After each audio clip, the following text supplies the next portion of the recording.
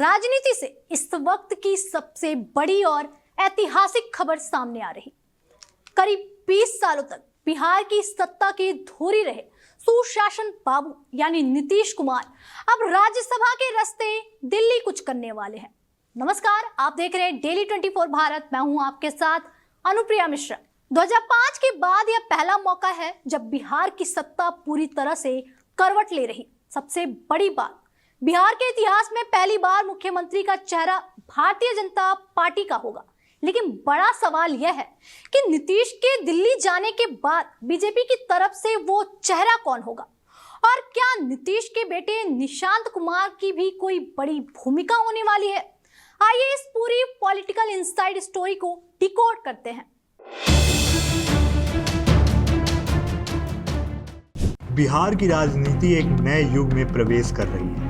2005 से सत्ता का जो केंद्र नीतीश कुमार के इर्द गिर्द घूमता था, वो अब बदलने वाला है। नीतीश कुमार के दिल्ली जाने से राज्य के राजनीतिक समीकरण पूरी तरह से बदल जाएंगे।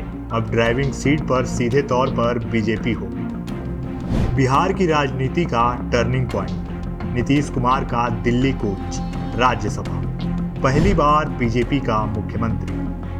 बीजेपी के लिए यह एक ऐतिहासिक मौका जरूर है, लेकिन इसके साथ ही एक बहुत बड़ी जिम्मेदारी भी उनके कंधों पर आ गई। बीजेपी को अब एक ऐसे चेहरे की तलाश है जो नीतीश कुमार जैसी मजबूत राजनीति पकड़ रखता हो, जो राज्य में पार्टी को लंबे समय तक मजबूत कर सके और सबसे अहम, सहयोगी दलों को साथ लेकर चल सके। बीजेपी को कैसा सीएम चाहिए? मजबूत राजनीतिक कद, जातीय समीकरण का मास्टर, सहयोगियों को साधने वाला, भविष्य की राजनीति का विजनरी।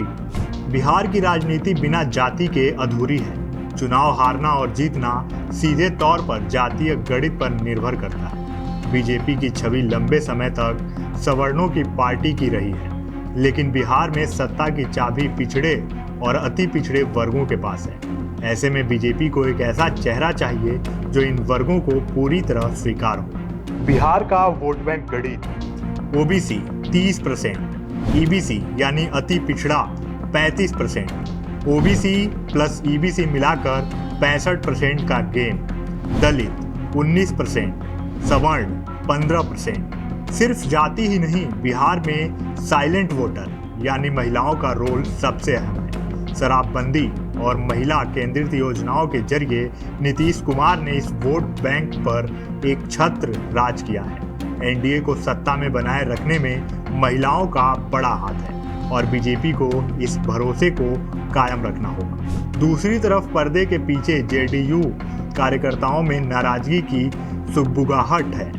कुछ कार्यकर्ता इसे ऑपरेशन लोटस का नाम दे रहे हैं और कह रहे हैं कि बीजेपी ने सियासी रणनीति से सत्ता समीकरण बदल दिए। बीजेपी के लिए जेडीयू को साधे रखना भी किसी अग्नि परीक्षा से कम नहीं होगा। चुनौती 1, महिला वोट बैंक को साधे रखना। चुनौती 2, जेडीयू कार्यकर्ताओं की नाराजगी और ऑपरेशन लोटस के आरोप। अब सरकार की सफलता या असफलता का सीधा क्रेडिट या ब्लेम बीजेपी के खाते में जाएगा। ऐसे में हर किसी की नज़र इस बात पर है कि मुख्यमंत्री की कुर्सी पर कौन बैठेगा। रेस में कई कद्दावर नाम आगे चल रहे हैं। वहीं एक और दिलचस्प खबर यह है कि नीतीश कुमार के बेटे निशांत कुमार की भी राजनीति में एंट्री हो गई है और उन्हें डिप्टी सीएम की रेस में बताया जा रहा है। सीएम की रेस में कौन? सम्राट चौधरी, नित्यानंद राय, दिलीप जायसवाल, संजीव चौरसिया। डिप्टी सीएम की रेस में निशांत कुमार की एंट्री। तो कुल मिलाकर बिहार की राजनीति अब एक बिल्कुल नए दौर में प्रवेश कर चुकी। नीतीश कुमार के दिल्ली जाने के बाद राज्य की राजनीति का रिमोट कंट्रोल अब पूरी तरह बीजेपी के हाथ में होगा। लेकिन सवाल अब भी वही, बिहार का अगला मुख्यमंत्री कौन बनेगा?